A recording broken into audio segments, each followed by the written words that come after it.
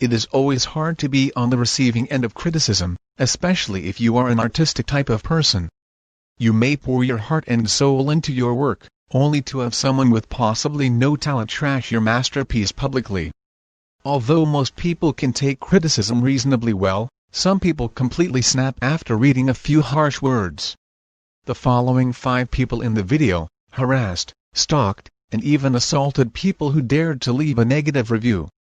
At number 5, we have Zheng. Zhao Li ordered clothes online, and she complained when her order had not been shipped after several days. The seller, Zheng, was furious at his lowered rating, and he began sending Zhao threatening messages, including death threats. Zheng finally shipped the clothes, and Zhao waited at the delivery spot to pick them up. While she looked at her phone, Zheng attacked her. He kicked and slapped Zhao repeatedly and knocked her to the ground. After she fell, he ran away. Zhao was taken to the hospital where she was treated for bruises, cuts, a concussion, and a broken elbow. While she was lying in the hospital bed, she received another message from Zheng saying that he had traveled from Suzhou more than 800 kilometers 500 miles away so that he could teach her a lesson. He also warned her that he could attack again. Police arrested Zheng, and his seller's profile was deleted from the shopping website. At number 4, we have Andrew Szekely. Katrina Arthur planned a weekend getaway for her and her husband at the Abbey Inn, which advertised a private stay in the southern Indiana woods. They checked into the hotel and walked into their room. There, they were hit with a stench of sewer. The couple soon discovered that the air conditioning did not work, the water pressure was poor, and the bed sheets were loaded with hair and dirt. The Arthurs went to the front desk to complain, but no one was there. Neither of them could find a single employee anywhere. They tidied up the room themselves, tried to ignore the room smell, and attempted to get some sleep. The next morning, they put their room key in a drop box and left the hotel. Emailed Arthur and asked her to leave a review. She complied and left a scathing assessment that she felt was completely honest. A month later, she received a letter from Andrew Szekely, who claimed that her review was false and had caused irreparable injury to the inn. He threatened to sue her for libel unless she took down the review. She deleted it. A few days later, she checked her bank statement and discovered that the hotel had charged her an extra $350 in damages. Arthur discovered that the hotel had a policy in place that allowed them to charge customers for negative reviews. Arthur contacted the Indiana Attorney General, who sued Szekely. Szekely stopped the $350 punishment policy, and a new manager plans to buy the hotel. At number 3, we have owner of a barbecue shop. You ordered barbecue chicken and beef for her and her friends. She did not like the food and complained on the food delivery site the next morning. Food is expensive, not properly packed and not fresh. The portion size was average. I have never had barbecue meat that tasted so bad. Later that evening, she received a call asking if she was the one who had made the review. You said she was, and the caller hung up.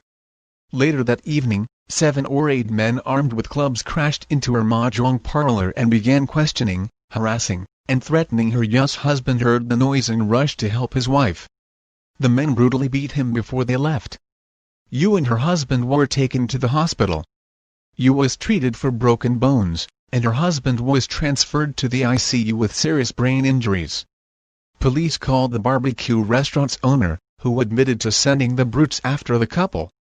He explained that the late-night food delivery business was extremely competitive and it was worth it for him to get the review taken down.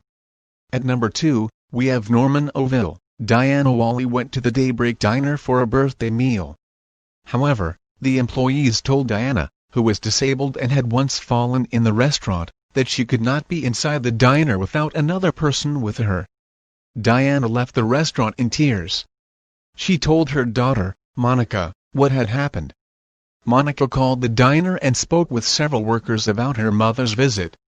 Unsatisfied with their response, she left a negative review on Facebook in which she claimed that the restaurant workers were necessarily rude. Monica also launched a social media campaign against the diner, alleging that they had mistreated her mother because of a disability. Michael Johnson, the diner owner's son, was furious at the Wallies. He had hoped to inherit the diner, and the Wally family's actions were hurting the business. He and his roommates, Jesse Martin and Norman Oville, were sitting around their home drinking when they decided to get revenge. Martin was able to figure out Monica's identity from her Facebook post, and he found her address. The trio drove to the Wally house with the intent to vandalize the home. Johnson parked outside the house, and Oville pulled out a gun and fired 3 shots into the home. One of the bullets pierced a window, and it missed Kenneth Wally's head by a few inches. Kenneth was married to Diane Wally. The trio's car was caught on surveillance cameras, and they were soon arrested. Finally, at number 1, we have Yang. Taiwanese blogger Lu visited a restaurant where she ordered dried beef noodles and a couple of side dishes. She was not impressed with the restaurant or its food, and she wrote an article criticizing both.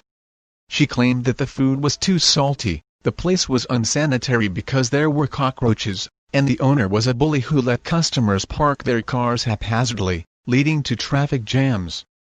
Several of Yang's customers read the blog, and they asked if the article was true.